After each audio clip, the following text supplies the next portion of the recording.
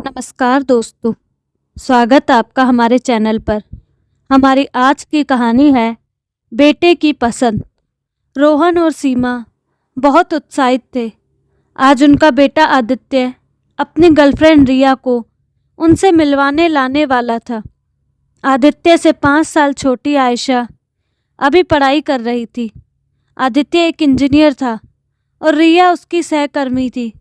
खुले विचारों वाले सीमा और रोहन को आदित्य की पसंद पर कोई आपत्ति नहीं थी। रिया पंजाबी परिवार से थी, जबकि सीमा और रोहन ब्राह्मण थे। किसी के लिए भी जात पात का कोई मायने नहीं था। रिया के माता पिता कुछ साल पहले एक दुर्घटना में मर गए थे। चंडीगढ़ में रह रहे उसके मामा मामी उसके संरक्षक थे। रिया मुंबई के ओशिवारा इलाके में 4 लड़कियों के साथ फ्लैट शेयर कर रही थी। सीमा ने रिया के लिए बड़े मन से लंच तैयार किया था। सीमा, रोहन और आयशा हमेशा अपने स्वास्थ्य और आकार के प्रति सजग रहते थे। सीमा और रोहन तो इतने फिट थे कि किसी को अंदाजा ही नहीं होता था कि उनके इतने बड़े बच्चे हैं। तीनों एकदम स्लिम ट्रिम थे। लेकिन आदित्य, जो बाहर का खाने खाने का शौक रखता था, वजन बढ़ा चुका था और इसके लिए सीमा और रोहन उसे अक्सर टोकते रहते। सीमा ने मजाक करते हुए कई बार कहा था, आदित्य, लड़कियां अब मोटे लड़कों को पसंद नहीं करती। मैं तुम्हारे लिए लड़की कहाँ से ढूंढूं? तुम खुद ही ढूंढ लो। रोहन भी यही कहते थे। कुछ एक्सरसाइज करो, शरीर फैल रहा है। शादी विवाह सब बाकी है। लेकिन आदित्य पर इसका कोई असर नहीं हुआ। अब जब आदित्य ने शर्माते हुए पिछले हफ्ते रिया के बारे में बताया तो सब एक दूसरे का चेहरा देखने लगे। सीमा ने आदित्य से कहा, तुम्हें कैसे गर्लफ्रेंड मिल गई? आदित्य हंसते हुए बोला, बस मिल गई। आप बेकार में मुझे ताने मार रही थी और आज रविवार को आदित्य रिया को लेकर आ रहा था। आदित्य ने सीमा से पूछा, मोम, आप अपनी बहू में कौन सा गुण देखना चाहेंगी? सीमा ने आदित्य के सिर पर हाथ फेरते हुए कहा, बस तुम्हारी जैसी। तो मोम खुश रहिए, वह बिल्कुल मेरी जैसी है। तीनों आदित्य और रिया का इंतजार कर रहे थे। सीमा मॉडर्न टॉप और जीन्स में थी। बैल का घंटी बजी। सीमा ने अधीरता से दरवाज़ा खोला। आदित्य जिस तरह से अंदर आया, सीमा को यकीन नहीं हुआ। उसने बाहर फिर से झाँका। क्या रिया उनके पीछे है? लेकिन बस वही दोनों खड़े थे। रिया को देख सीमा के चेहरे का रंग उड़ गया। लगा आदित्य ने सही कहा था, वह बिल्कुल उसके जैसी थी। एकदम गोरी, गोल मटोल, साफ कहा जाए तो मोटी लड़की। वह मुस्कुराते हुए सबको हाय हेलो कर रही थी। रोहन और आयशा भी बुद्ध बने खड़े थे। आदित्य ने गला खंगारते हुए कहा, डैड, मॉम, आयशा, ये है रिया। रोहन ने सबसे पहले खुद को सामान्य किया और मुस्कुराते हुए उसे अंदर लाकर बैठने के लिए कहा। आयशा भी रिया के पास बैठ गई। सीमा को खुद को संभलने का समय लगा। सीमा ने औपचारिक बातचीत के बाद पूछा, क्या लोगी रिया? चाय, कॉफ़ी या कोल्ड ड्रिंक? मॉम, कुछ ठंडा, रिया बोली। सीमा किचन में गई और ट्रे में सबके लिए नींबू पानी, मिठाई, फल और नाश्ता ले आई। रिया से बातें होती रहीं। सीमा ने ट्रे उसकी ओर खिसकाई, कहा, लो बेटी, कुछ खाओ। हाँ मॉम, भूख तो लगी है। आज संडे था, सब फ्रेंड्स सो रही थी। कुछ नाश्ता नहीं किया अभी तक, बस एक सैंडविच और दूध पीकर चली थी। ओशिवारा से अंधेरी आने में वह तो हजम हो गया। हंसते हुए उसने मिठाई खाना शुरू किया। आदित्य ने भी उसका साथ दिया। रोहन और सीमा की नज़रें मिली और रोहन आंखों आंखों में ही हंस दिए। नाश्ता खत्म होने तक रिया सबसे फ्रेंडली हो चुकी थी। खुलकर हंस हंस कर बातें कर रही थी। घर में एक रौनक सी थी। आयशा ने रिया को पूरा फ्लैट दिखाकर अपने रूम में बैठाकर बातें करने लगी।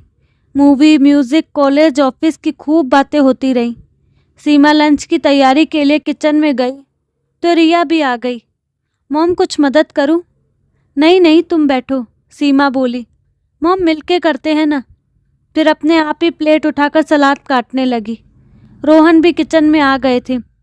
रिया हंसते हुए बोली, मॉम, आपको पता है मुझे सलाद बिल्कुल पसंद नहीं। सीमा ने पूछा, क्यों? मुझे तो सॉलिड चीज़ें खानी पसंद है। ये सलाद वगैरह डाइटिंग वालों की चीज़ें लगती हैं मुझे। मॉम, आप तीनों कितने स्लिम है। मैं और आदित्य तो अलग ही दिख रहे हैं घर में, कहकर हंसी रिया।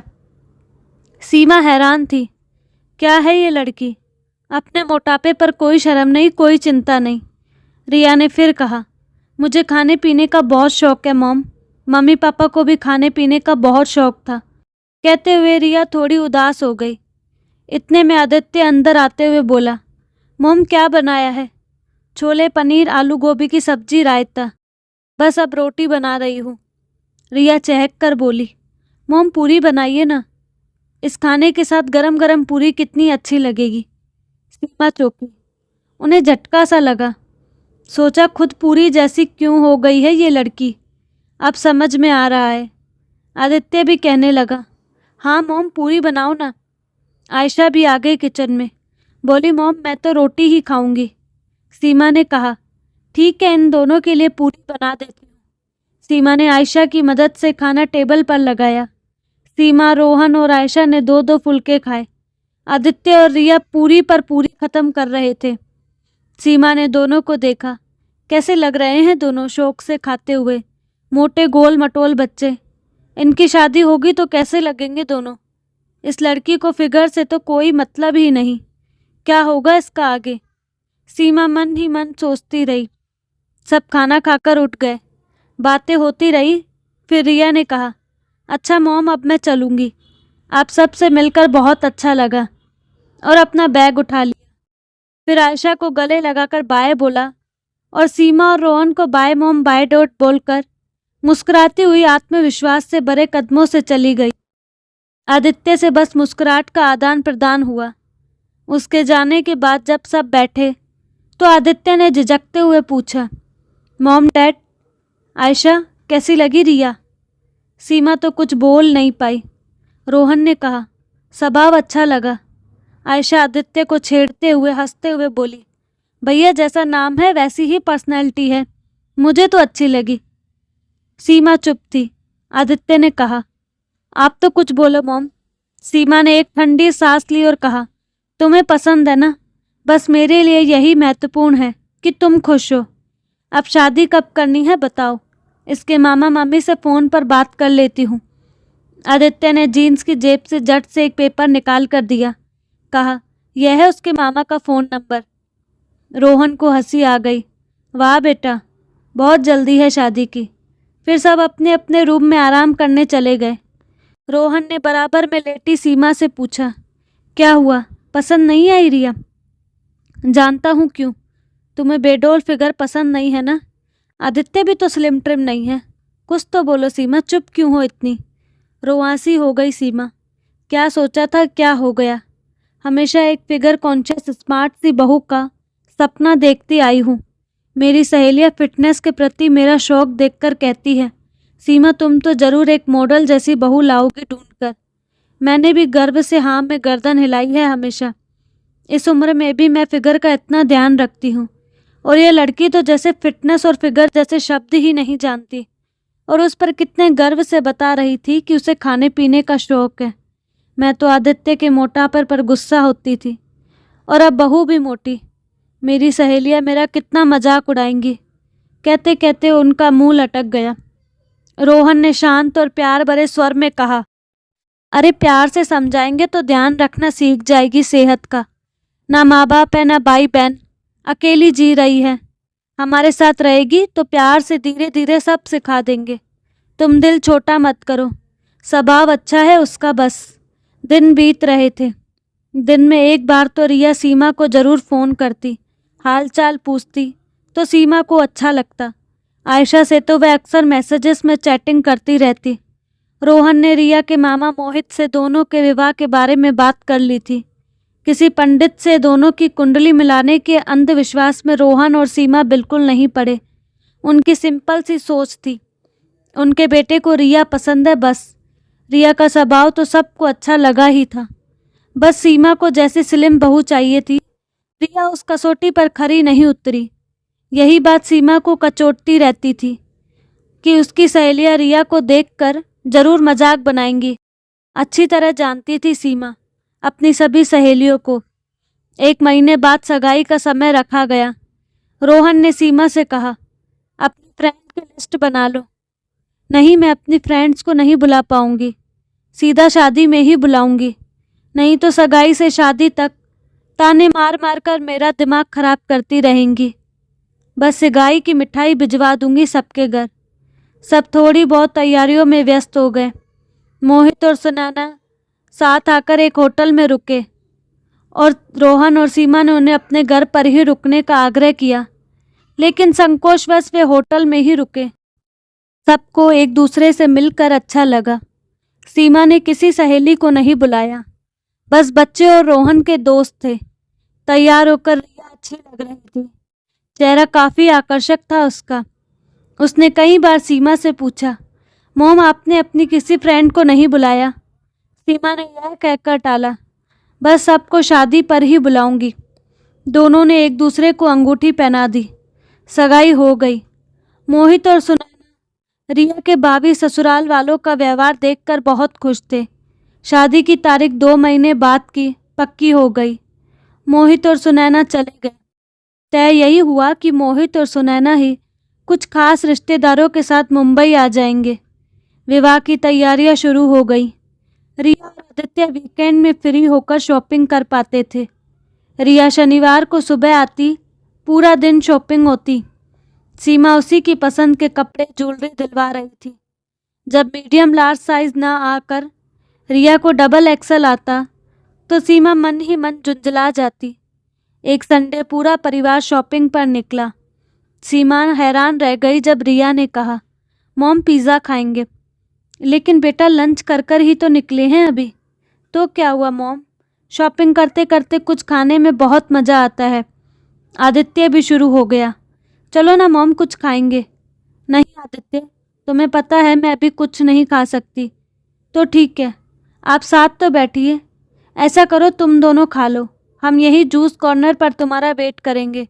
रिया तुरंत बोली, मॉम बस जूस? जूस से होता क्या है? रोहन ने दोनों को ही बेच दिया। रोहन, सीमा और आयशा जूस पीने लगे। सीमा ने कहा, क्या लड़की है, अभी लंच किए 1 घंटा भी नहीं हुआ। रोहन बोले, तुम्हारी बहू लाइफ एंजॉय कर रही है बेचारी, अपनी मर्जी से खाएगी पिएगी नहीं क्या? तो मैं कौन सा मना कर रही हूँ? सीमा ने चिढ़ते हुए कहा। दोनों पिज़्ज़ा खाकर खुश होते हुए आए। रोहन ने कहा, आदित्य चलो हम दोनों चलकर कार्ड देख आते हैं, तब तक ये तीनों ज्वेलरी का काम देख लेंगी। रोहन और आदित्य चले गए। ज्वेलरी की शॉप से अब तीनों निकली तो एक आवारा सा लड़का आयशा की कमर को बदतमीजी से छू कर बढ़ा तो आयशा चिल्लाई, बेशरम, तमीज़ नहीं है क्या? रिया फौरन बोली, क्या हुआ आयशा, उस लड़के ने बदतमीजी की है? रिया ने आओ देखा न ताओ फौरन भागी और लड़के की कमर पर पीछे से एक हाथ मारा। लड़का संतुलन खो बैठा और नीचे गिर गया। रिया जोर से चिल्लाई, बदतमीजी करता है। लड़का उठने की कोशिश कर रहा था। रिया ने फिर धक्का दिया और उसे नीचे गिराकर उसके सीने पर चढ़ बैठी और कुहनी जमा दी। लड़के की चीख निकल गई, वह हिल भी नहीं सका। दृश्य गंभीर था, लेकिन लड़के के सीने पर गोल मटोल रिया की यह बहादुरी देखकर सीमा को मन ही मन हंसी आ गई।